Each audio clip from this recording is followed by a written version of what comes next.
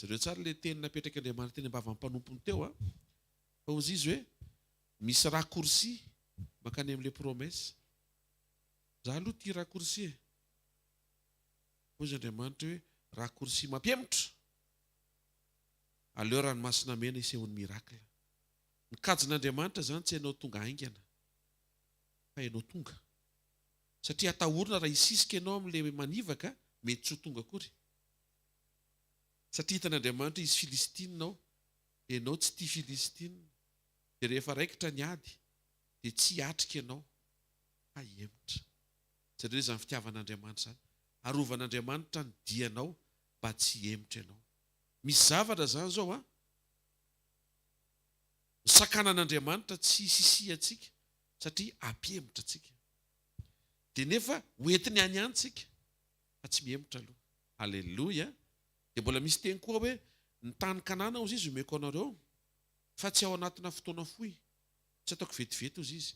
Satria raha foanako Kanana dia tsy ho vitanareo akory ny ameno ny tanàna rehetra ao an-tany Kanana, dia ho feno bibidia ilay tanàna ozy izy, dia tsy afaka hipetrahanareo koa. Zany hoe Andriamanitra zany mahavita, afaka hoentin'Andriamanitra anatina une semaine ianao any Kanana, afaka horesena indray andro tany Kanana, fa ny olana sao miemotra ianao raha izay, ary sao tsy ho vitanao akory mameno an'ilay toerana izay omenanao. Dia jereo hoe todika any aminao daholo ihany ilay zavatra rehetra.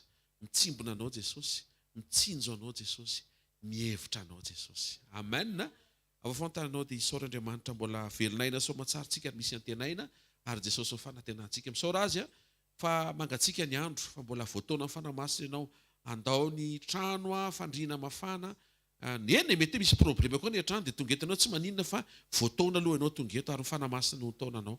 Mankasitraka sy misaotra izay iray amin'ny anaran'i Jesosy a, dia amin'ny tontolo ara-panahy rehetra miara-miasa mahasoa tonga anay araka ny teniteny ambava-mpanomponao teo, tsy hifikitra iantehatra ny iankina amina volotara torotoro, fa tena hoe iankina aminao, iantehatra aminao, ary tena hoe ianao no vato ivon'ny herinay sy tanjakay, ianao mihitsy ny hery.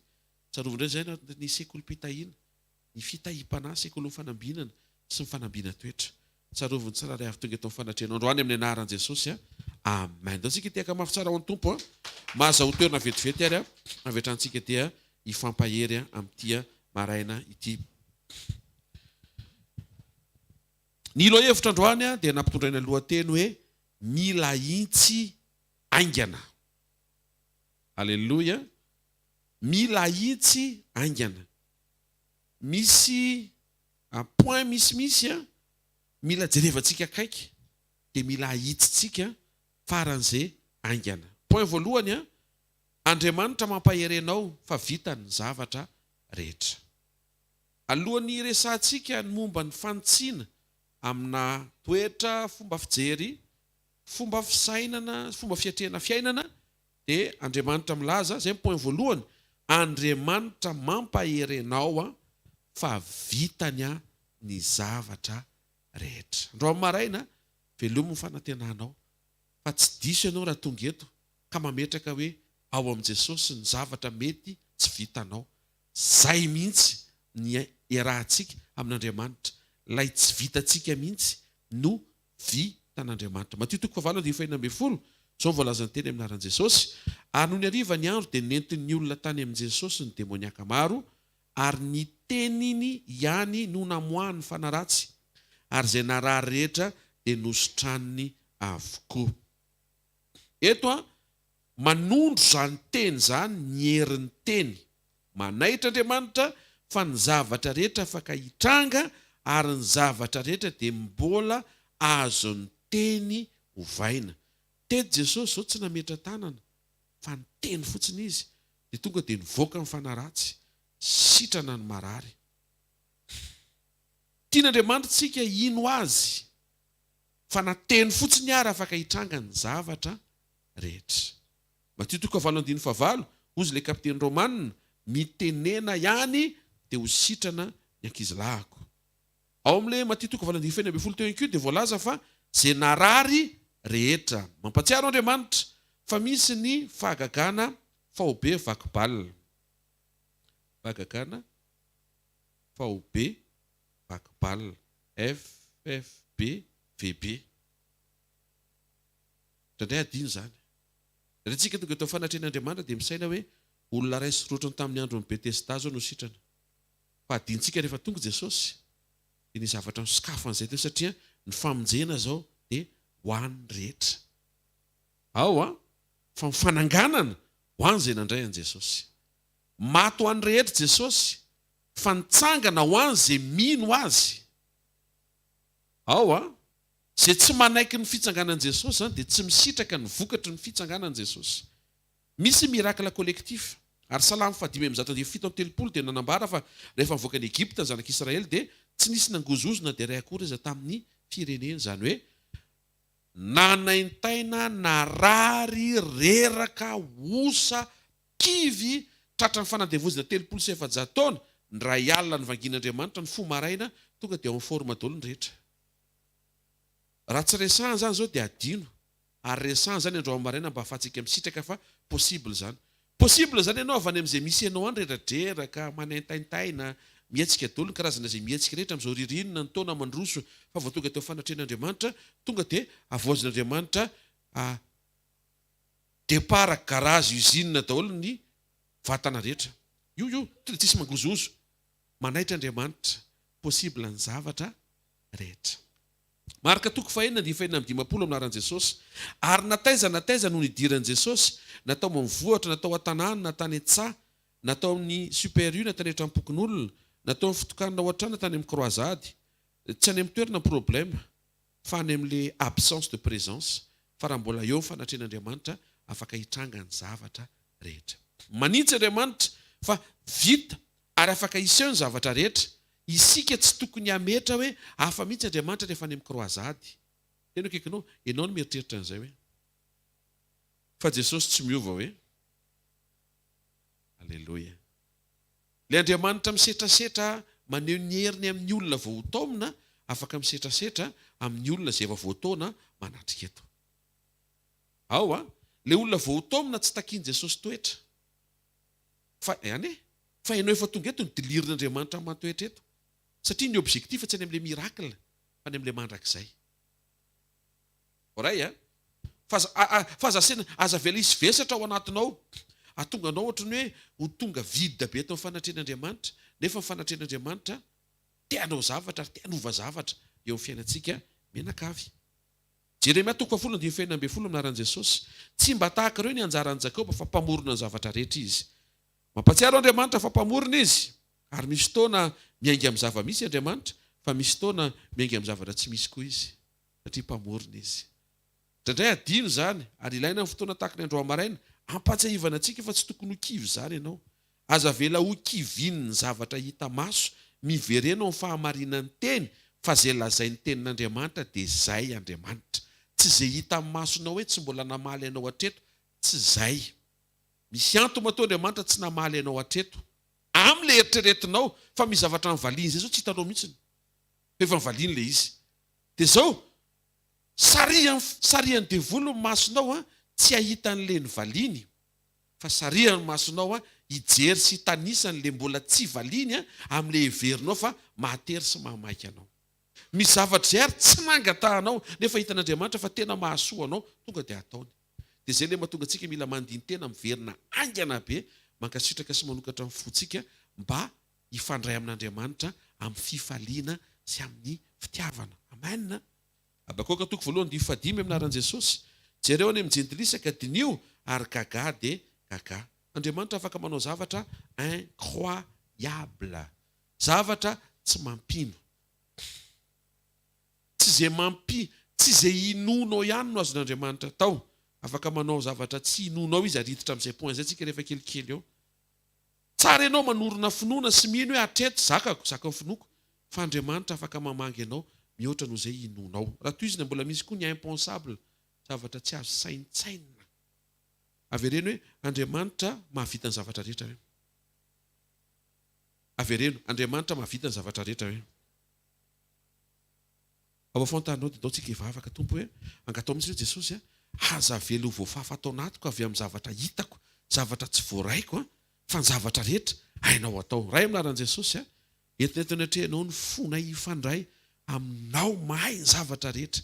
Indraindray Jesosy ohatry ny ohatrany hoe tsy mino an'izany intsony zay satria baden'ny fotoana mandeha noho ny amin'ny toetra tsy mety miova dia lasa tafalatsaka sy tafidina ambany le tany finoana mihitsy ny lasa midina ambany be.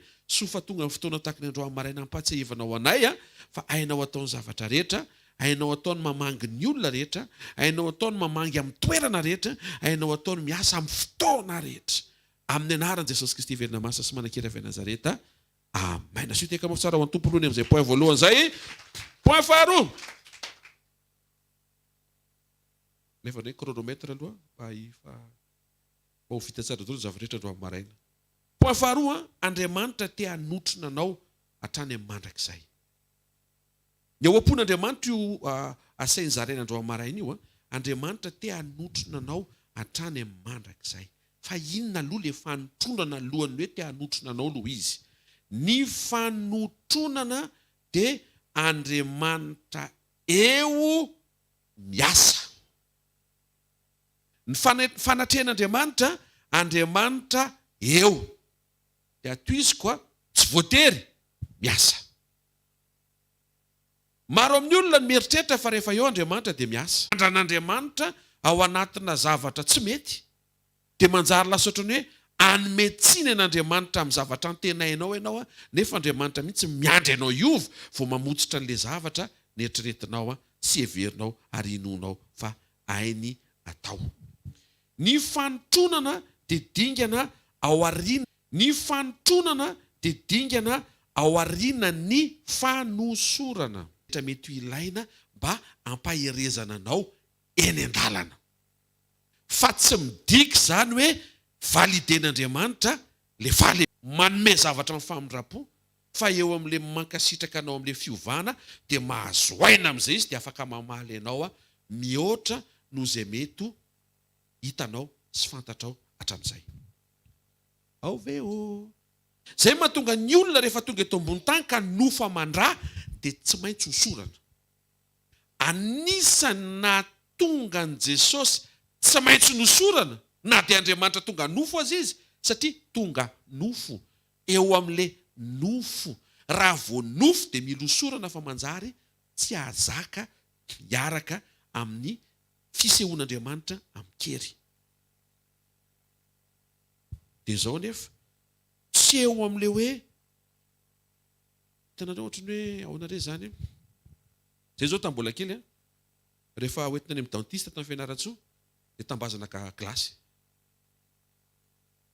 Dia ianao zany misaina hoe tena programmana glasy ilay izy.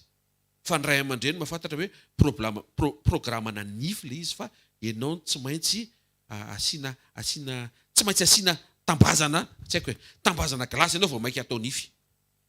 Ohatr'izany mihitsy Andriamanitra anatin'ilay dinga amin'ny fanosorana. Ohatrany hoe ampiana tsy tena tonga dia ampian'Andriamanitra amin'ny vantana fa omen'Andriamanitra fanomezana ianao mba tsy ho kivy eny an-dalam-piovana. Zay fanosorana. Omen'Andriamanitra fanomezana ianao eny an-dalam-piovana. Hitanareo amin'izay diso be ianao raha vao miantehatra amin'ilay fanosorana satria le anton'ilay fanosorana ilay fiovana. Ianao zany tokony hiova satria ny antony mahatonga an'Andriamanitra maharitra be ny aminao dia mba ianao ho tanteraka any amin'ilay fanahafanao ny endrik'Andriamanitra satria iny no hamantarana ianao mba ahafahanao miampita any amin'ny mandrakizay. Mahatonga antsika mitava etoetra, manintsy ny toetra mba ahafahan'Andriamanitra mijoro manotrona anao. Matthieu 15:28 amin'ny anaran'i Jesosy, tongava aminao arak'izay irinao. Ny faniriana maneho finoana, zavatra fantatrao tsara ary zavatra voafaritrao mialoha. Tia no inoko, tia no iriko, tia no angatahako hoentiko anatrehan'Andriamanitra. Zay natao hoe mampiasa fanosorana ianao. Valian'Andriamanitra sa tsy valiany? Tsy samamaly. Valian'Andriamanitra sa tsy valiany? Misy matahotra be misy dika indray zay fanontaniana zay fa aloha sy tonga dia mijabaka mamaly aloha. Valiany. Satria zavatra angatahanao. Ao voafaritra eo amin'izay inonao. Misy dingana manaraka izay ilay fanotronana. Efesiana 3:20 amin'ny anaran'i Jesosy. Ho an'izay mahay manao mihoatra izy io. Le hoe mahay manao mihoatra io Jesosy averiko vakina. Efesiana 3:20. Ho an'i Jesosy mahay manao mihoatra noho ny zavatra rehetra Jesosy mahay manao mihoatra lavitra noho izay rehetra angatahantsika na heverintsika araka ny hery izay miasa atao anatintsika, atao amintsika. Andriamanitra te hamalenao be. Nefa ianao voafetra eo amin'ny zavatra irianao. Dia mampirisika anao Andriamanitra hitombo amina toetra tsara mba ahafahan'Andriamanitra mahazo aina manokatra ny ao am-pony hanome an'ilay surprise tsara ho anao. Ao ambadiky ny fiovantoetra miomana amin'ny surprise tsara. Fa tsy noho ny amin'ny surprise tsara no iovanao toetra. Mazava zay, averiko. Miomana, rehefa avy miova toetra, miomana amin'ny surprise tsara, fa aza vela ho motive ny surprise tsara amin'ny fiovantoetra anao. Manaraka ho azy ny fisehoan'Andriamanitra mihoatra, io, voavakintsika ilay Efesana 3:20 eo, misy zavatra inonao, toy izy Andriamanitra hoe mihoatra noho io ny tiako omenanao. Ianao zao mivavaka Andriamanitra, namba zaza ray fotsiny ary, minibiso izy Andriamanitra. Zaza ray mba angatahanao, minibiso no omen'Andriamanitra. Sprinter ary, crafter, mihoatra. Trandrainao mivavaka, zay pastera manana projet amin'ity taona ity, mba hivitany. Nitan'Andriamanitra trano. Dia misisika ianao eo amin'ilay tany, Andriamanitra ao mba ho tonga amiko araka izay iriko. Jery offre, ohatran'ny tsisy tany mora. Jereva nampoketra, ohatran'ny tsisy volavonina. Jereva ny olona miresaka, ohatran'ny tsisy olona miresaka mampahita fity resaka tany. Toy izy Andriamanitra hoe aza limitena amin'ilay tany, fa za te hanome trano. Ka ilay trano ohatran'ny sarotra be, ilay sarotra mihitsy ny tiako atao. Ilay tsy ho takatry ny finoanao mihitsy. Lizane pastera efa teny, miandra mandrakizay sisa. Sady miandra mandrakizay mahazo trano. Misy olona manatrika eto, tian'Andriamanitra hozongozonina. Fa tsy ampy fotoana raha hidinena ka nozongozona tsararay avy. Tena hoe kaikinao, misy zavatra tsara lavitra hoe. Noho io tsara ketrika avy aminao io hoe, tena izay izy. Ataovy tsara ny toetra hoe, dia ho hitanao izay tsara lavitra izay hoe. Amen. Raha vavahady hidirana amin'ny fanosorana, dia efitra chambre, efitry ny toetra mety ao Andriamanitra miandry anao. Mivaravaran'ity salina ity zao maheno feo ako, fa tsy mahita. Aza mijanona ao amin'ilay fidirana, ao amin'ilay fanosorana. Avelao ny fanosorana hitarika anao ho tonga atao amin'ilay efitrano, efitry ny toetra mety, fa raha vao ao ianao vao volavola, dia mifandray amin'Andriamanitra sy mifankahita aminy ary miombona aminy. Misy zavatra mihoatra reto, misy surprise tsara reto misy zavatra tsy ampoizina, misy cadeau isan'andro vao omen'Andriamanitra ho an-tsara toetra. Aoka ny fifantohanao tsy ho any amin'izay irianao, aoka ny fifantohanao ho any amin'ilay fahatanteran'ilay fiovantoetra mifanaraka amin'ilay tenenin'Andriamanitra. Rehefa miteny Andriamanitra hoe mamela heloko, dia ataovy tonga any ianao. Rehefa miteny Andriamanitra hoe mandefitra, dia ataovy any ny fonao. Aza mieritreritra koa hoe inona zao no azoko raha mandefitra. Efa miteny sa tsy takatry ny sainao. Raha vao takatry ny sainao zany dia efa eo amin'ny dinga amin'ny fanosorana foana izay. Ohatra, misy olona mijoro olombelona hoe voninahitra n'Andriamanitra fa nahita fity 500 millions de francs. Tsy mino an'izany ve? Nisy ny aina an'izany indroa tato. Dia raha miainko zany tsika zao dia fanosorana zao zay efa heninao zay. Fa ilay zavatra oman'Andriamanitra dia mbola tsy heninao. Eo amin'ilay heno ary mbola mampitsoka finoana.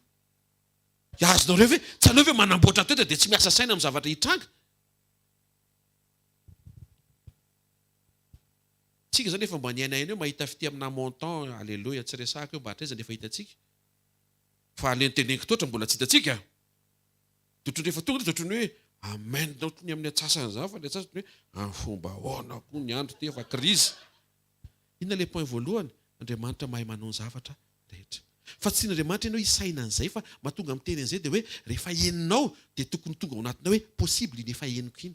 Fa ilay tenen'ny fanotronana ilay mbola tsy heninao, ilay mbola tsy hitanao, ary possible mety tsy lela vola ny azonao, fa mety tonga dia fampahitana fity valeur izay ilay teneniko izay. Fa ao amin'ny toetra ny mahatonga an'izay mitranga na tsy tranga mihitsy.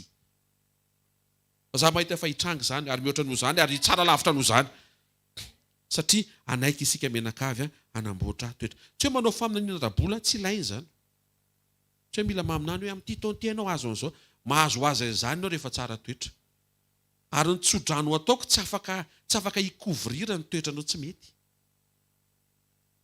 Hoe eo amin'ny toetranao io, raisy ny tsodrano.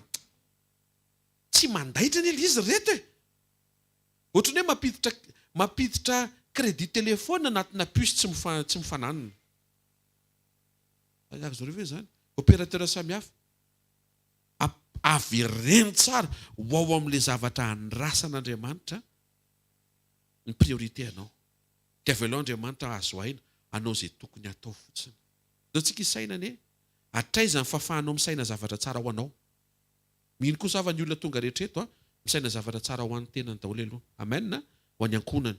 Dia fantarina efa fa Andriamanitra misaina zavatra tsara lavitra ho anao.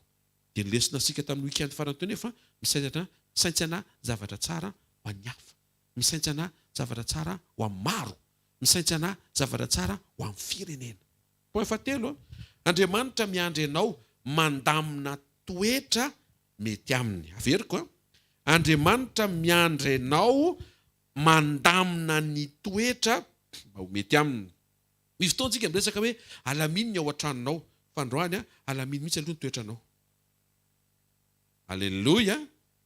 Rehefa milamina ny toetra hita n'Andriamanitra, miverina amin'ilay point faharoa teo misy zavatra mitranga ho azy. Tia misy zavatra ninoko tamin'ny zava-manaraka an'i Jesosy. Hoe mitrangatranga ho azy eny ny zavatra. Dia avy eo rehefa nianatra tsika vao nandeha kolazy lafilafy tsy ohatr'izay kely izy. Miova aloha ianao. Hitanareo ve nofinofitsika hoe vao misaina dia tonga dia ataon'Andriamanitra. Vao tsy misaina dia ataon'Andriamanitra. Zany koa efa izy lasa lova tetikary. Aingana be zany. Raha ianao zao no mahazo aty fahasoavana ty hoe izay teneninao dia mitranga efa faly be zao ianao. Dia misy fotoana ataon'Andriamanitra indray mandeha izy. Raha zao mahazo mofogasy, mahazo mofogasy dia mahazo ianao amin'iny. Ianao misaina hoe tak izay dia tenena izay mahazo fiara. Maninona ary mofogasy no teneo? Dia avy eo ianao misaina hoe mahazo fiara dia tsy tonga ilay izy. Alleluia. Andriamanitra izay manefa ianao izay. Zao zao nisy fotoana nandeha tany amin'ny grande surface izay mivady. Dia vidy zavatra dia ohatriny moa volantsika. Ohatriny mpividy rehetra normal. Misy mpividy tsy normal ma tsy misaina an'izay. Mpividy normal hoe tia vola entina dia mba tsy tokony oatra an'io ny zavatra midy mba tsy mody fanina eo amin'ny kesy hoe ny oatra tena tsy napoziko. Tsy ampy ny volanaoko tsy apozina amin'inona. Azontsika ve? Nandeha. Tonga teo amin'ny kesy amin'izay andeha hipaye. Manirak'olona Andriamanitra. Pasteur, payeko daholo ireo. Saika ny tentsika, aza mbola payendreo fa mbola misy tsy ampy ireo. Alleluia. Andriamanitra reto endry. Ino nentinao teo dia ino zany ny ampahitany fity? Aza be anina eo. Hoe aza anana aloha fa mbola misy kely ary indray dia ary dia ozy Andriamanitra io nentinao teo dia io no ampahitako fity anao. Dia mampimebe rehefa ny amin'ny grande surface manaraka dia mitotitotika ianao tsy ampahitan'Andriamanitra indray. Azonareo ve le tezain'Andriamanitra zany tsika? Tena analizana reto fiainana zany tantarako zany ane. Fa misy zavatra azon'Andriamanitra atao. Zay no tiako tenenina. Misy zavatra azon'Andriamanitra sokafana. Misy zavatra azon'Andriamanitra omena. Amboary tsara fotsiny ny fo. Salamo 8:20 aminaran'i Jesosy. Ny madio no isehonao fa madio. Ny toetra n'Andriamanitra no isehony aminao na dia eo ary izy. Samihafa ny hoe eo sy miseho. Hitanareo rehefa misy spectacle, ao le artiste fa tsy miseho. Hafa mihitsy hoe iny fa mivoaka any amin'ny lampihazo izy, iny ambony scène miseho. Ohatr'izay mihitsy Andriamanitra. Ao izy fa tsy miseho. Ahoana ary no isehony? Toetra. Avereny hoe toetra avereny zay. Teneny tsara fa tsy tatatata fotsiny. Isa roa telo. Toetra hoe. Toetra n'Andriamanitra ao anatinao no isehon'Andriamanitra aminao. Toetra n'Andriamanitra no hamantarany anao. Tandremo zany. Atao ingo zany pastera. Atao ingo zany io mba ho fantany Virgin medal rehefa nandodona tsy fantany.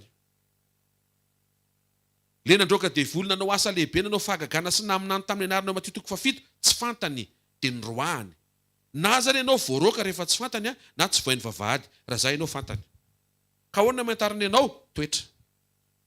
Toetran'Andriamanitra no ifankahitanao amin'Andriamanitra. Ahafahanao miombona amin'Andriamanitra. Amalian'Andriamanitra anao mihoatra. Zay le assistance. Romaina 5:5 dia manambara aminaran'i Jesosy fa ny fanantenana dia tsy mampamenatra satria ny fanamasina izay nomenantsika no nentina nampidina ny fitiavan'Andriamanitra ho ao am-pontsika. Efa ao am-ponao ny toetran'Andriamanitra rehetra.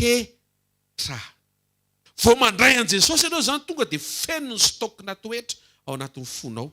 Ianao ny efa avy mandray an' Jesosy kizitim-belona. Ilay olona nandray an' Jesosy zany kizitim-belona manana fahalemem-panavonina fa tsy nampiasaina. Zao ny fanantenana. Efa ao ilay izy. Andro marina tsy séance-na fametran-tany mba tonga no alemy fanahy hoe manatony aty aloha dia izay malemy fanahy dia ametrako tana dia $100. Dia raha tianao fely anankisivy zany $900. Aza mitovy tany ohatr' izany ianao. Baiboly dia miteny vao mandray fanamasina ianao izay mampagrasy an'ilay izy gratosy. Gratosy, tsy ianao tika gratosy. Tsy hoe gratin gratosy hoe mangididy fa gratuit. Maimaimpona toko dia raisinao dia efa ao ilay izy. Zao tsika miteny zao zany efa ao anatinao ny toetran'Andriamanitra rehetra. Zavatra mety mitranga nefa mety tsy fantatrao zany dia tsy miasa ilay izy. Mety adininao zany dia tsy miasa ilay izy. Mety ho amaivaninao zany dia tsy miasa ilay izy. Nefa ilainao zany mba ahafahan'Andriamanitra mifankazatra, ahafahanao azafady mifankazatra amin'Andriamanitra amin'ny andro mpiainanao. Faharoa, afaka manapa-kevitra ianao isaky misy zavatra midona hoe na za ikizitina na za alemy fanahy. Tena akaikinao afaka misafidy ianao hoe tsisy an'izany hoe tsy afaka misafidy zany hoe ny devoly mety apiditra fampianaran-diso hoe efa zay ianao dia tsy afaka manao mihoatra an'izay. Fa androany Andriamanitra mampatsiaro fa efa misy zavatra tsara be ao anatinao miandry avoaka. Iza mamoaka an'io? Ianao. Zay mahatonga Jesosy nampianatra hoe ny olona tsara fanany mamoaka zavatra tsara avy amin'ny rakitra tsara ao anatin'ny fony. Aoka ianao ho tsara fanahy, amin'izay ianao ho mora mamoaka n'ilay toetran'Andriamanitra tsara be dia be avy ao anatinao. Misy zavatra andrasana zao dia na ianao monomonina na ianao misaotra. Raisy ilay fisaorana sy fankasitrahana be dia be fa stoka ao anatinao dia misafidiana hisaotra an'Andriamanitra. Fa mampety ny fifandraisanao amin'ny tompo izany. Amen. Mijery an'i Jesosy tsika satria Jesosy ny référence ahafahantsika mianatra mamoaka an'ilay toetrany atao anatintsika. Izay naseho an'i Jesosy taminao no azonao aseho amin'ny hafa.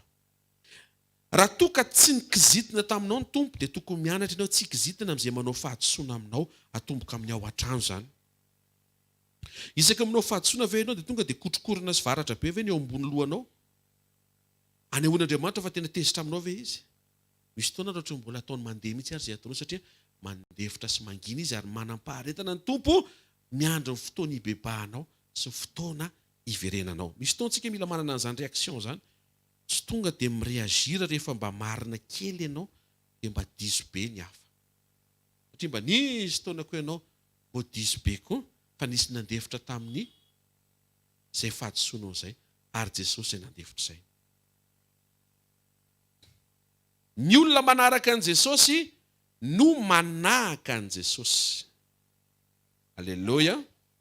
Andriamanitra miandry ianao handamina ny toetra mba ho mety aminy.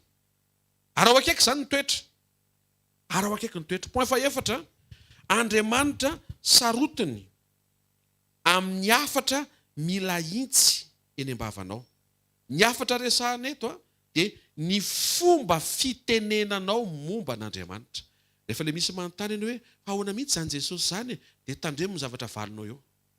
Fa mahasari-piaro an'Andriamanitra.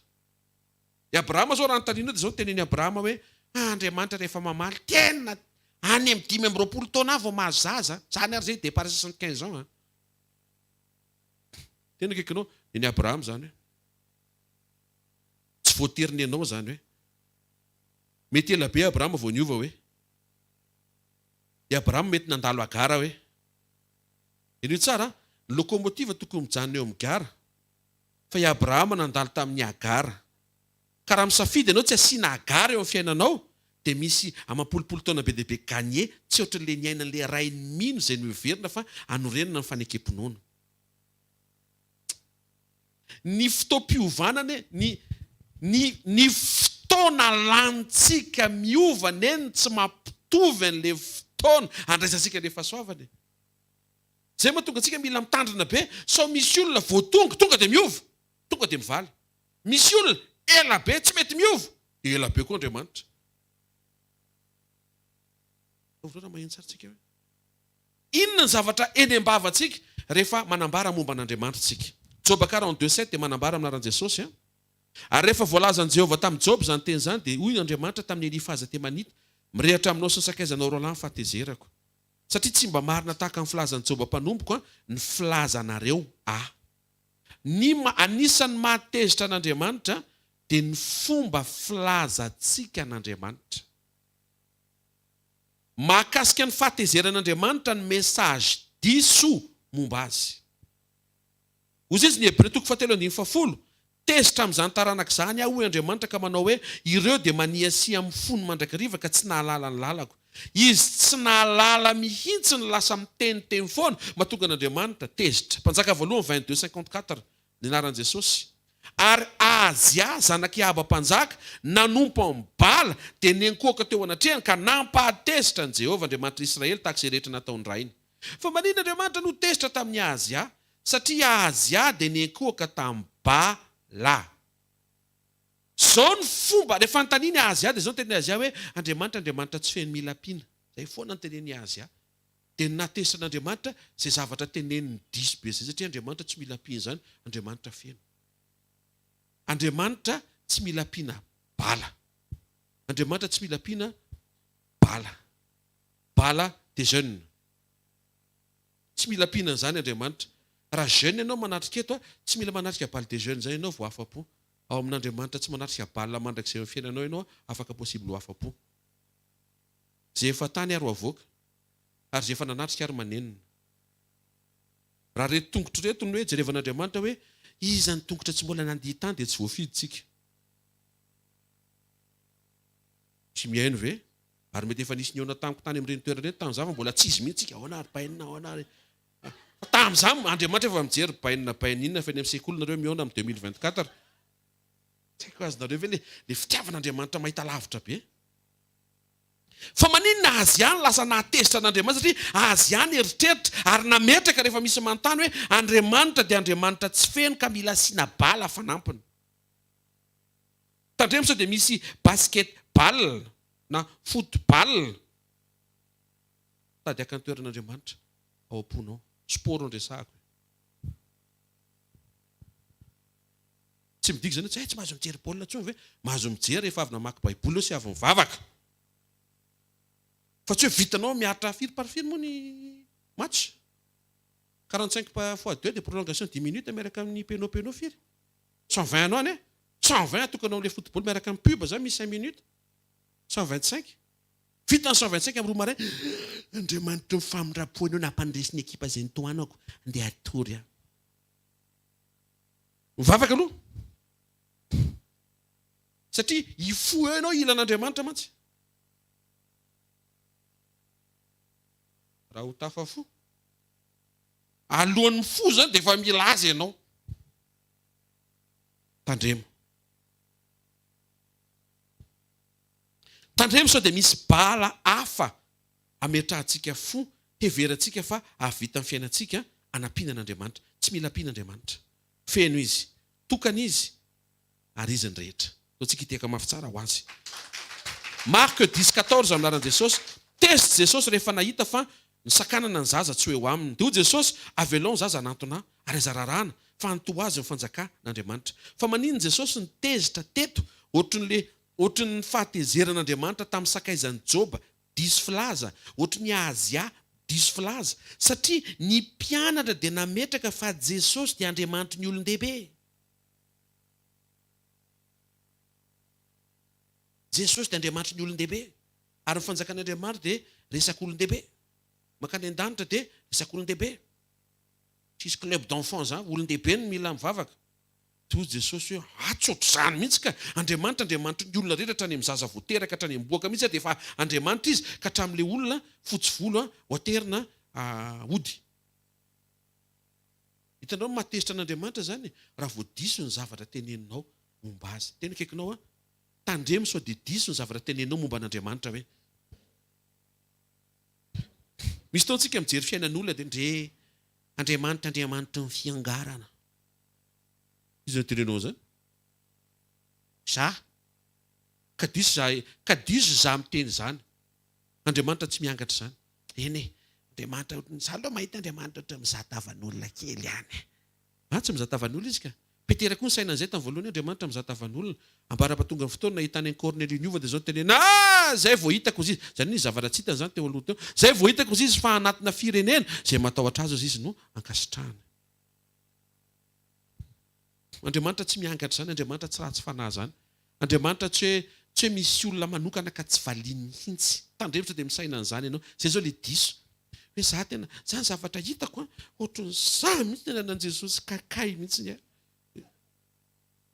Tsy anana kakay zany ianao ka. Tsy anana kakay zany ianao, tiana ianao. Ny devolony mampiditra hevi-diso atonga anao hevitra fa kontranao ny Andriamanitra ao. Zao kosa aloha aza miavinavina. Satria ny Baiboly dia miteny fa Andriamanitra dia manohatra ny mpiavinavina. Raha mpiavinavina ianao dia tena kontranao ny tompo. Tena toanako zany 7 fois. Tiana zany tokony atao tsy hoe Andriamanitra aza kontrana, tsy zay ka, aza miavinavina fotsiny. Vao tsy miavina ianao dia tonga dia tsy kontranao indray izy. Azonareo ve? Ohatran'ilay manao beloty taloha hoe ianao zao vao miavinavina miteny Andriamanitra contre. Alleluia. Tandremo ny zavatra teneninao momba an'Andriamanitra. Aza miteny araka ny expérience anao, fa mitenena araka izay voalaza ny fahamarinana ny teny. Amen. Andriamanitra zany te haheno zavatra tsara avy eny am-bavanao hoe fantatrao tsara hoe fantatrao izay inonao. Alleluia. Ka raha misy manontany ara dia afaka mamaly amin'ny fahalemem-panahy ianao ny amin'ny antony fijoroanao ianao mbola tsy miala mandraka androany nefa ny valim-bavaka mbola tsy tonga. Zany zao tena matsiro be zany. Maninona ny mbola tonga eto isa-maraina ianao nefa ilay valim-bavaka ary mbola tsy tonga. Dia tokony hanina valina ianao hoe ny andehanao keo anie tsy ilay valim-bavaka fa ilay mpamaly vavaka. Hitanao zay ve ilay misy zavatra ampahafantarin'Andriamanitra anao mba tonga anao ahay ampitodika ny fonao izay rehetra mahakasika anao ho any amin'izay tokony hitodiany momba anao ray manontolo. Alleluia. Poin manaraka mbola manam-potoantsika. Mahakasika an'io ilay fantsiana ny message eny am-bavanao io dia izao. Andriamanitra zao ny teny hoe mila mizara sy mitory momba ny fanjakana isika. Anankiroa ny fanjakana andresan'i Jesosy, fanjakana lanitra sy ny fanjakan'Andriamanitra. Ny fanjakana lanitra dia maneho sy mitondra n'ireo endriky ny fahatsarana rehetra tak'izay misy ao an-danitra. Rehefa miresaka momba fanjakana lanitra zany tsika dia ny fahatsarana possible rehetra. Alleluia, asio alleluia aloha ohatran'ny hafa. Le fijerinao ohatran'ny hafahafa kely. Alleluia fandrony. Fantelony. Ny fanjakana lanitra dia mampatsiaro anao fa ny fahatsarana rehetra ohatran'ny ao an-danitra dia possible ho eo amin'ny fiainanao. Dia miandry tehaka zao ao an Jesosy ao ambadik'izay. Satria zany izay hita amin'ny masonao rehetra treto zany afaka tsaraina. Tena kaikinao afaka tsaraina hoe. Dia teneny tsara izy hoeto eto daholo ilay izy hoe fa azon'i Jesosy atsaraina hoe. Zay ny fanjakana lanitra. Zany hoe ety tany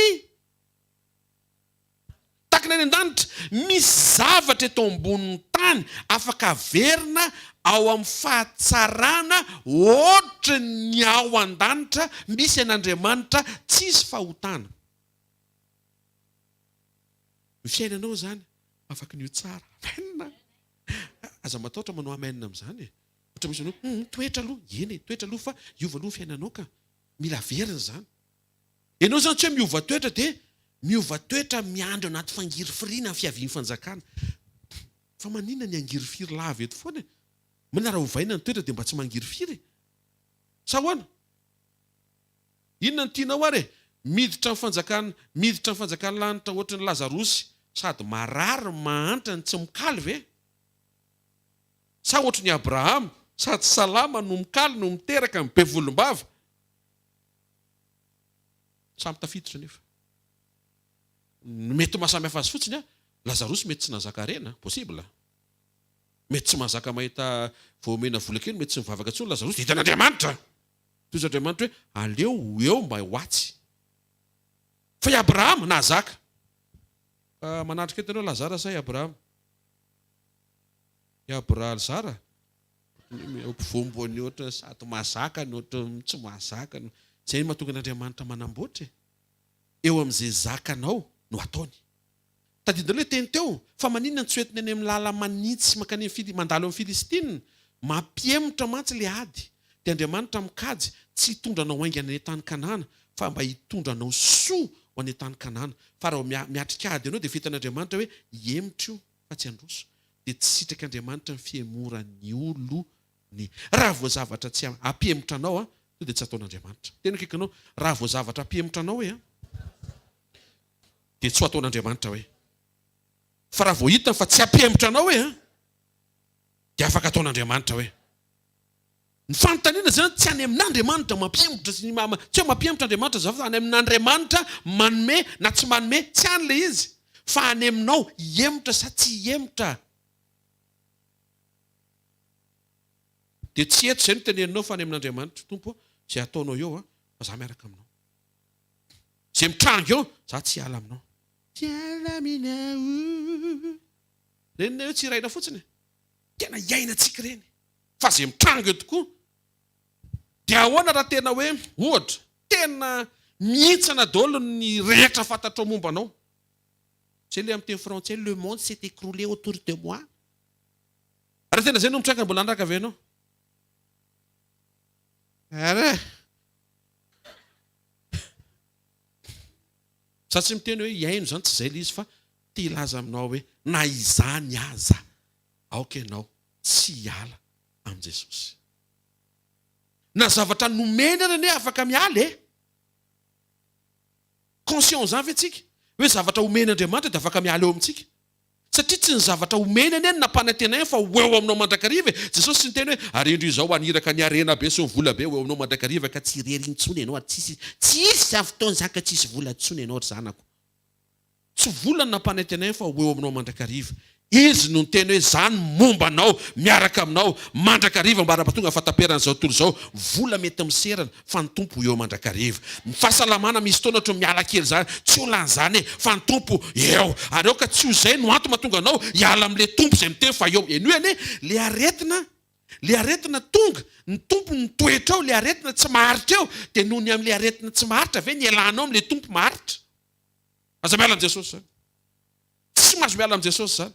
Tsy mahasoa anao koa miala amin'i Jesosy. Ho aiza koa ianao raha hiala. Za pastera nieritreretra fa tsotson fianaka loatra ka tsy nandray an'i Jesosy. Sura ve ianao? Sura ve ianao fa tsy nitranga daholo reny dona be reny sy reny sedra be reny. Ianao ve dia misaina fa tsy nitranga ve reny satria tsy nandray an'i Jesosy ve ianao? Mety foasetiny reny no nitranga. Mba nampitena anao tsaratsara. Fosy Jesosy tsy maintsy miaraka amiko fa zany tsy mazaka. Zany mahafantatra an'io izy Jesosy. Io tsy matahotra voalavo fa matahotra kadradraka. Fantatro ny Tompo zany. Fantatro ny Tompo ny zavatra zakanao sy ny zavatra tsy zakanao. Izay mahatonga azy izy nitokana tokony hiara-dalana aminao. Fa izay misy eo amin'ny fiainanao afaka hiasa Andriamanitra amin'ny alalan'ny fanjakana lanitra efa nitenena fa eo aminao hampitsimbadika ny zavatra rehetra eo aminao ho tonga tsara. Matthieu 6:10 etỳ an-tany takiny any an-danitra. Raha mbola zavatra eto ambony tany afaka ho tonga tsara. Kalma fotsiny ianao afaka ho tonga tsara io. Izy mitsikina lay ary. Zavatra hitranga zany tenen'Andriamanitra zany. Fa zao ny tian'Andriamanitra ifantohana. Enao mihitsy ny tian'Andriamanitra ho tsara hitovy aminy. Ny fanjakan'Andriamanitra manova atsika ho tsara, fa ny fanjakan'ny lanitra manova ny zavatra eo amintsika ho tsara.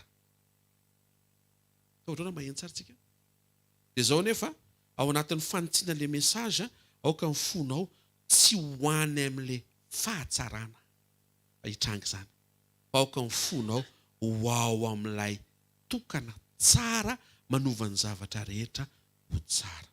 Joba 26:13 dia manambara aminaran'i Jesosy ny fanahiny no mahatsara tarehy ny lanitra.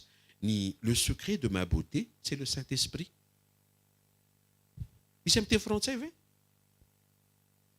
Ny fanahin'Andriamanitra no mahatsara tarehy ny lanitra. Ny beauté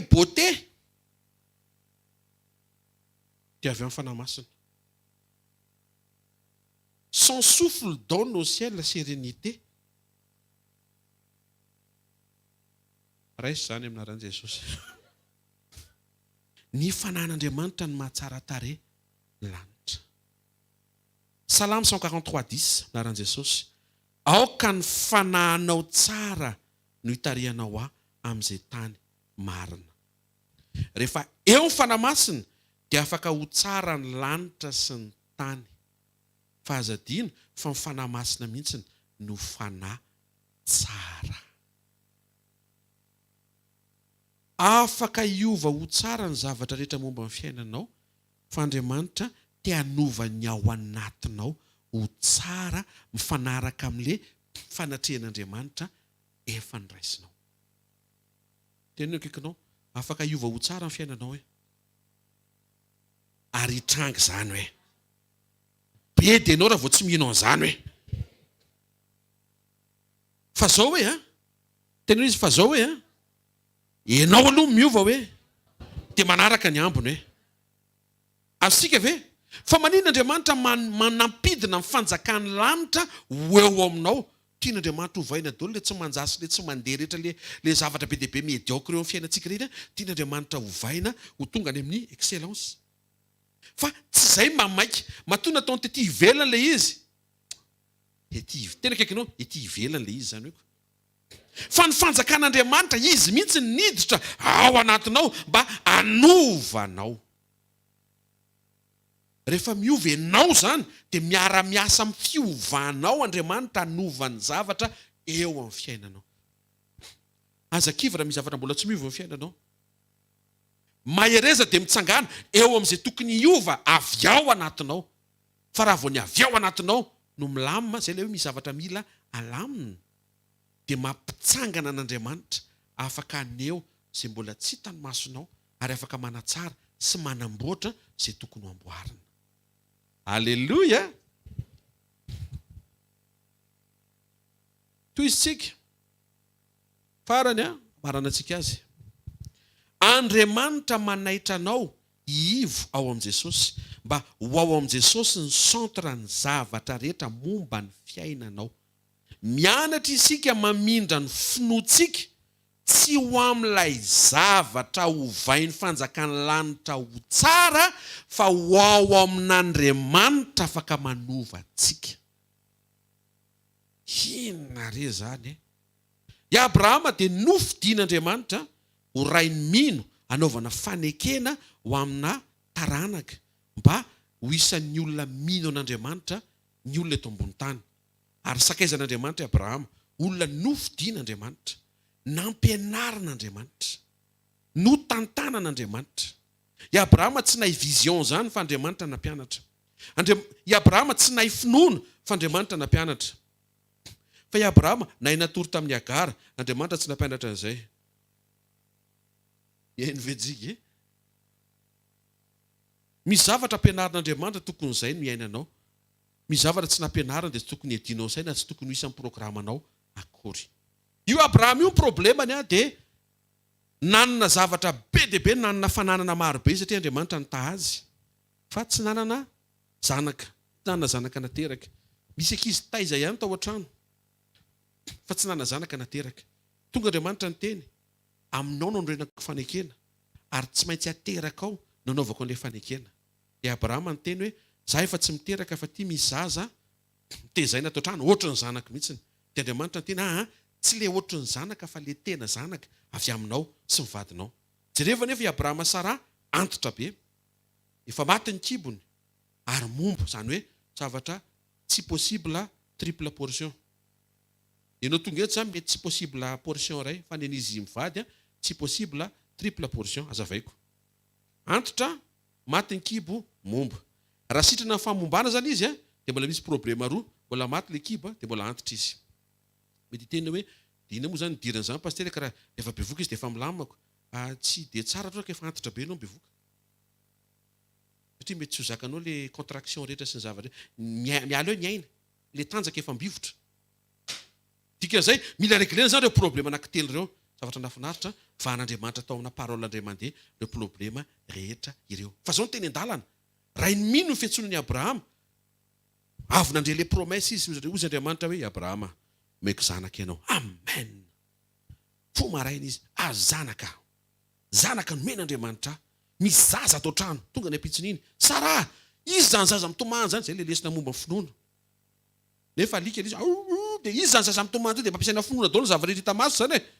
atsika mitika tenenina tonga dia avadika finoana any amin'izay tenenin'Andriamanitra daholo zany zavadrehetra satria mintsika fa possible zay ny tenenin'Andriamanitra verina fa ny Abrahama to dia mividy berceau alleluia dia io ny berceau ataony zaza no apatoriana sarano io mbola tsy bevoka to dia efa mividy an'le izy le akanjo kely le misy mivarotra zany eto amintsika moa le tonga dia le ensemble reny efa tonga dia efa iainana pinoana zay le lesony iainana pinoana mpamonjy sekoly koa i Abrahama lahatsinenta larobi zany tena tsy manky mihitsy Abrahama somary sabotsy moa tena hoe tena tonga mihitsy izy menakavy herina ny taona 2 taona 10 taona 15 taona 20 taona 20 taona mbola tsy tonga ihany le zaza nefa raha ny Abrahama reraka zaloha mahita fe tsisy olona reraka izany eto i Abrahama ny reraka any amin'izay nisy azy tany fa ianao tsy reraka alleluia sa reraka nga ianao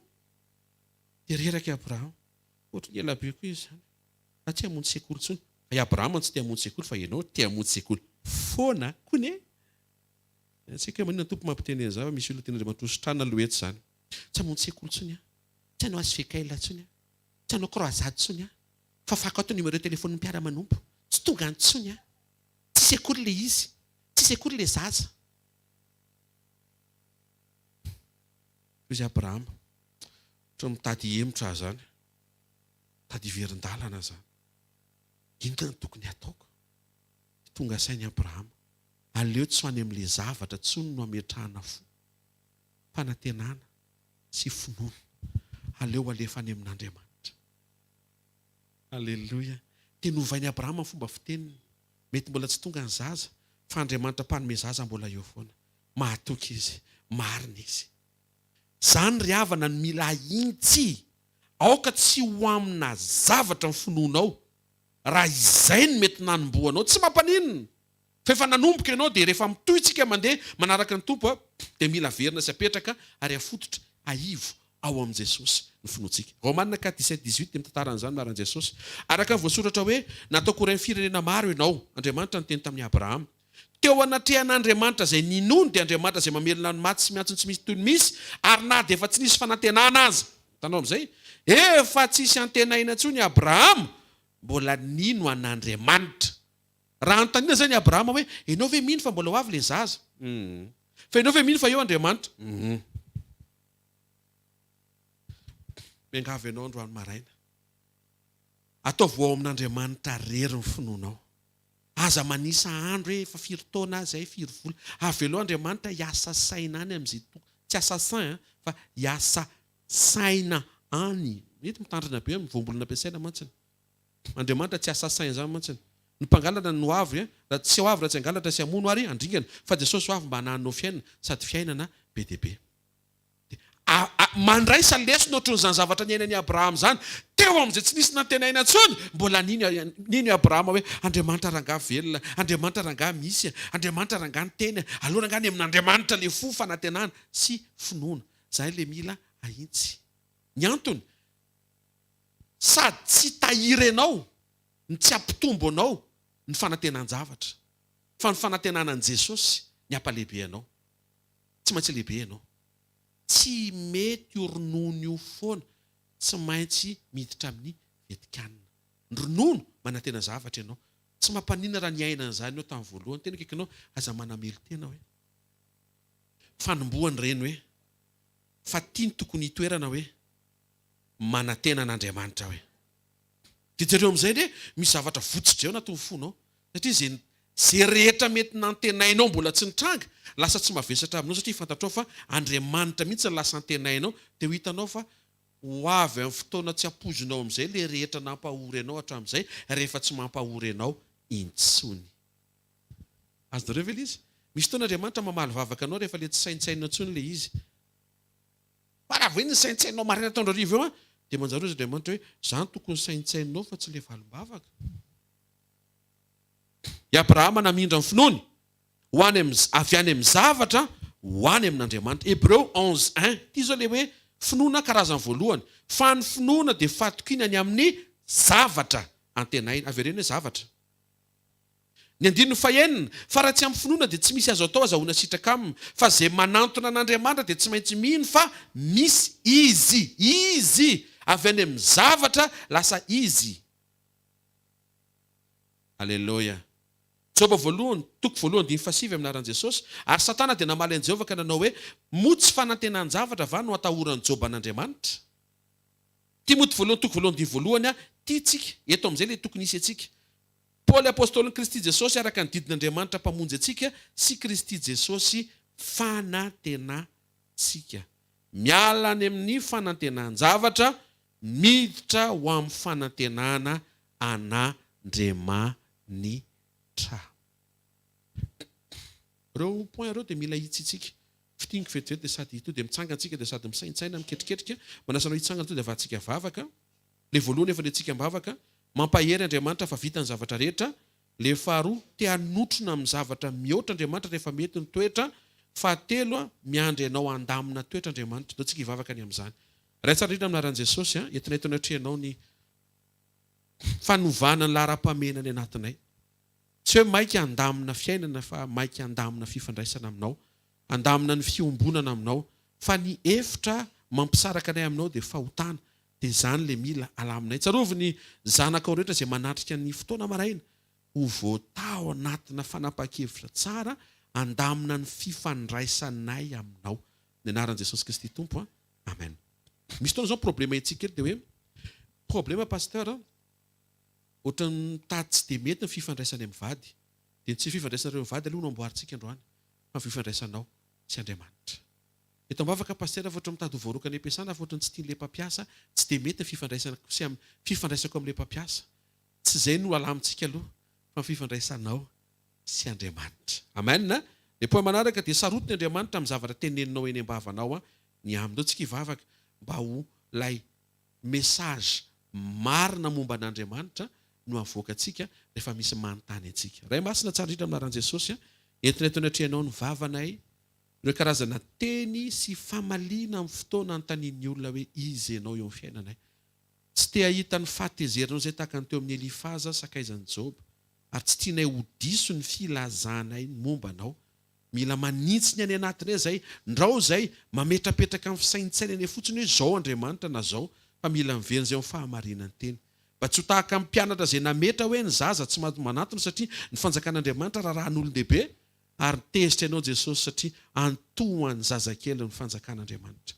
Ampio izay anitsy izany na rehefa miresaka izay na eo anivon'ny ankonina ny tokantrano mivady aman-janaka mipiara-miasa amin'ny fianakaviana.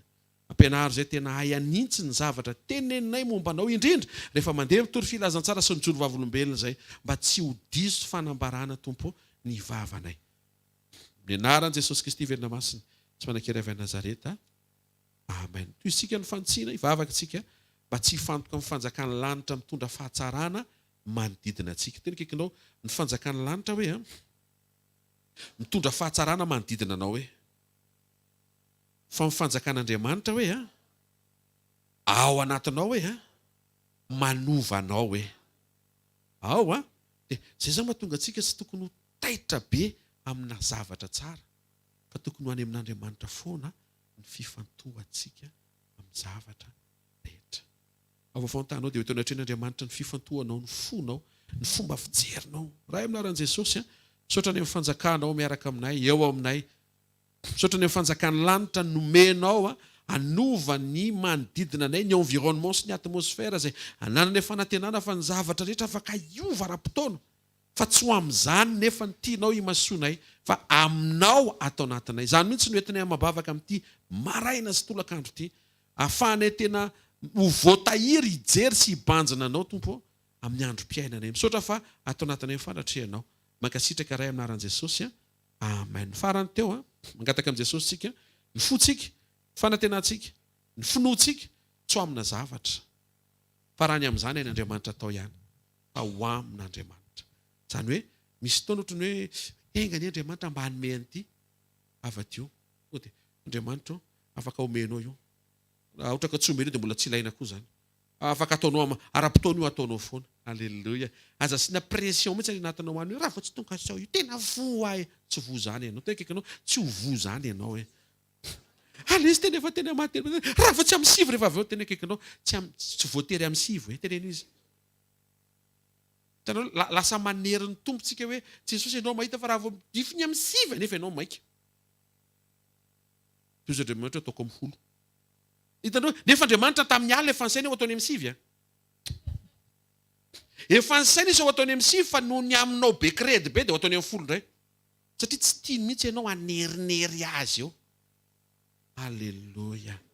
Zao iverintsika tompo mila mifototra aminao ny fonay ny finoanay ny fanantenanay mahatonga anay ho voatahiry tsy hemotra tsy ho kivikivy mampety be ny fiandrasanao ny tompo ny fahafahanao mametraka ny finoanao ny fonao sy ny fanantenanao ho amin'ny irery any. Alefasy mivavaka izany dia angatao Andriamanitra hanampy anao mba ho hainao ny manao an'izay changement izay amin'ny androm-piainanao satria mety efa zatritsika ny anantena zavatra nefa tian'Andriamanitra tsika anantena azy izy mihitsiny. Ray tsara indrindra amin'ny anaran'i Jesosy ny amin'ny point ahitsy andro amin'ny maraina ahatonga anay tena hisitraka ny fitahim-panava homana ao amin'ny Kristy ho anay ahatonga anay ho ambinina mantoetra mivavaka izay ho eo aminay mifanampianao ahatonga anay tompo tsy anantena zavatra fa hianatra anantena anao hianatra tsy hoe mino zavatra fa mino anao izay mihitsy le hitahiry anay ahatonga anay tsy ho isan'ny olona izay miembotra fa isan'ny olona tena mifikitra aminao satria enao no hifotora ny finoanay tsaroviny tsara avy izay tonga eto androany tsy hoe tsy ho ataonao le izy ho ataonao le izy fa le méthode sy le façon mihitsy ny ahitsinao afaka hitranga ny fahombiazana ny fahavolombelona fa ny tianao tompo ny finoanay dia aminao manomboka eo ny fotoana dia anao fomba hitrangany le izy dia aminao ny lalina tanteraka an'le izy dia avy aminao tsy le eritreretinay tsy le terenay hoe tokony aviaty dia makaty dia mivoakety dia androany dia amin'ity fa le fomba anaovanao azy amin'le mampety le mahasoa fa indrindra le teninao hoe fihevitra anareo dia fihevitra mitondra fiadanana fa tsy loza. Sotra ray aminaran'i Jesosy avoafontanao dia mankasitrahan'Andriamanitra ny fonao manontolo. Sotra ray aminaran'i Jesosy avoatazy teto amin'ny fanatrehanao. Sotra betsaka fa atsanganao zay sitranao ny anatinay atoronao lalana zay tsy avelanao zay ho diso fomba fiatrehana fiainana tena akekezinao zay mba tsy fandiso aminao fa tena hifankazahatra aminao. Misaotra ny amin'ny androany maraina misaotra tompo mankasitraka ny amin'ny zavatra ho ataonao aorianan'ny fiovan'ny tsiraray avy. Misaotra ny amin'ny lalana misokatra ny amin'ny vahaolana ny amin'ny fahagagana ny amin'ny fahavokarana sy ny fahamatsiana ary zany no angatahanay hoe alohan'ny alana eto amin'ity toerana hivavahana miaraka ity mba tsaroviny tsiraray avy Jesosy amin'izay rehetra mety ho matery eo amin'le mahaolona fikarakarana vady aman-janaka le sosi kely misy be dia be fikarakarana taratasy ny ara-pahasalamana fiatrehana ny volana ny farany volana mifahamaofao eo daholo izany fa ny zavatra azonay antoka dia izao ao aminao ny fonay hainao atao ny zavatra rehetra dia misaotra fandroany mizavatra omenao sy votsoranao ary sokafanao mankasitraka ray aminaran'i Jesosy amen. Raisy nitsodrany izay tonona aminaran'i Jesosy ho marina amintsika. Manonona amin'ny anaran'i Jesosy fa ianao ilay mifankazatra amin'ny tompo ary adana sy ahita soa. Amin'ny anaran'i Jesosy nanononana ny fahatanteran'ny fiovan'ny ao anatinao. Ahatonga anao tsy hifandiso amin'ilay zavatra andrasan'Andriamanitra. Tsy hoe ianao mahomby, fa ianao mahomby araka ny programan'Andriamanitra. Manonona amin'ny anaran'i Jesosy fa misokatra io lalana eo. Misokatra io lalana io satria tsy andevoziny io lalana io ianao. Misokatra io lalana io satria any amin'ny Jesosy ny fonao. Tonga soa ny famatsiana sy ny fampahitana avy ity satria any amin'ny Jesosy ny fonao. Mitsimbatika sy miova ny zavatra rehetra satria any amin'ny Jesosy ny fonao. Tonona amin'ny anaran'i Jesosy ho herinandro tsara satria Andriamanitra tsara miaraka aminao. Ianao raha teo koa manaiky ho tsara fanahy. Mandehana fa mpandresy ianao. Tsy ho raraka izany tsony ianao. tsy ho reraka ianao, tsy ho maty ny arety mandringana izay ianao amin'ny anaran'i Jesosy Kristy avy Nazareta. Amin'ny anaran'i Jesosy manangana anao indray ny tompo androany, mandehana mahomby azy. Ianao ilay tsy andao ny tompo ary tsy ala aminy, tsisy asaraka anao amin'ny fitiavan'i Kristy. Amin'ny anaran'i Jesosy Kristy avy Nazareta, anao nonona fa tanteraka izany. Amen. Teka mafitsika ho ny tompo mahazo toerana vetivety. Anao fanatitsika satria tena mendrika no averina amin'Andriamanitra ny voninahitra, mendrika ho azy ny dera ny laza, fankasitrahana amin'ny zavatra rehetra. Zany no fotoanantsika amin'ny zoma zao dia tsy mitrampokin'olona amin'ny 4 dia ny sabotsy amin'ny 7 manao fandraisana fanasan'ny tompontsika. Raha afaka ianao ka manamboatra programa iarahantsika mitady sy mamay voninahitra ny tompo eo amin'ny fanatrehana. Tain'i Jesosy daholo nisy nandray zavatra ve andro amin'ny maraina? Nandray raha mety averina kely fotsiny, misy le point dia ahitsio tsara fotsiny. Fataro fa vitan'Andriamanitra ny zavatra rehetra. Avereny hoe ny zavatra rehetra, amin'ny toerana rehetra, amin'ny olona rehetra, amin'ny fotoana rehetra. Izany hoe ianao zany tsy tokony salasala mihitsy hoe Andriamanitra ve niandro aririnina Andriamanitra nefa tena le fararano tena miasa be. Fararano any amin'ny croisade, any amin'ny province. Any tena vobe zany le andro amin'ny maraina, sady tsy province, tsy fararano, tsy croisade. Nefa le Andriamanitra miasa any antenainao, miasa eto koa ary te hamaly ianao. Alleluia. Te hanotrona ny tompo fa mila manaiky tsika hotroniny aza voafetra eo finoanao. Hoe ny azo antiako izay inoko mitranga. Tsara izay. Fa Andriamanitra afaka manao mihoatra noho izay inonao rehefa vonina sy mety ny fonao. Tena kaikinao ho avy ny surprise. Minoan'izany ianao hoe surprise mbola tsy hitanao hoe ino tsara tsy surprise mantsy raha efa nisokafana izy dia surprise tsy efa hita zany fa surprise tena tsy hitanao mihitsiny. Alleluia. Dia Andriamanitra tena Andriamanitra sady tia surprise, tia manao surprise aminao fa aoka ho mety fotsiny toetranao dia ho avy izy miaraka amin'ny angatsy ny arina. Karaktera mila amboarina tsara, alamino. Tena kaikinao alamino tsara ny toetra hoe diovy izay tokony diovina, ahintsanjo izay tokony ahintsana, esory izay tokony esorina. Hitandreo amin'izay le zavatra mila atao zany. Misy zavatra mila atao, jereo tsara, ty ohatrany tsy milamina, eto ohatrany miakatra foana, manary miakatra foana, misôfo foana eto. Misy zavatra mampisôfo mety eto. Raha vao tinkitiana dia misôfo foana, amboa misy pièce tsy mandeha ao zany. Ovaina io pièce vao gaga anao fa tsy misôfo tsony io ane. Alleluia. Fa tsy tony fiara tony no mpisôfy, tsy voatery, misy ihany tsy misôfy. Fa ny anao nefa ela dia lasa heverinao fa zay io, tsy voatery, tena kaikinao tsy voatery mampisôfy io eka.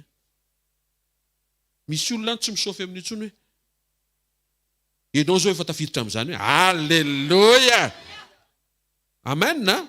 Dia ny zavatra tenentsika ny afatra ny zavatra torintsika, Jesosy ny torintsika. Tandremo sao dia diso ny zavatra tenentsika fa mahasaro-piaro an'Andriamanitra ary mampatezitra azy ary aza diny fa ny fanjakan'ny lanitra dia aiza moa? Tsy ao anatin'ny fanjakan'ny lanitra ka eo amintsika. Avereny hoe eto amiko ny fanjakan'ny lanitra hoe manaova zao mihitsy ny manodidina ny fanjakan'ny lanitra hoe misy zavatra tsara mitranga foana zany hoe ny ratsy miova tsara hoe ataova izay. Dia zao ny fanjakan'Andriamanitra atao anatiko hoe dia za mihitsy miova tsara hoe ao izay ilay izy izay. Dia ny fahatelo resantsika teo momban'ilay hoe aza apetraka amin'ny zavatra ny fonao, fanantenanao sy ny finoanao. Aza apetraka fa ho ataony. Azontsika hoe aza apetraka any ny fonao ho ataony ilay izy efa aza apetraka any fa apetrao ao aminy izy ilay niteny fa anao sy nampanantena. Tahanao tompo amin'ny anaran'i Jesosy. Tsodrany efa vita, zareo ny fahasoavana. Ny fahasoavan'Andriamanitra ny matoy izao ary ny fahasoavan'Andriamanitra ny matoy izao anareo. Tain'i Jesosy daholo tsika menakavy.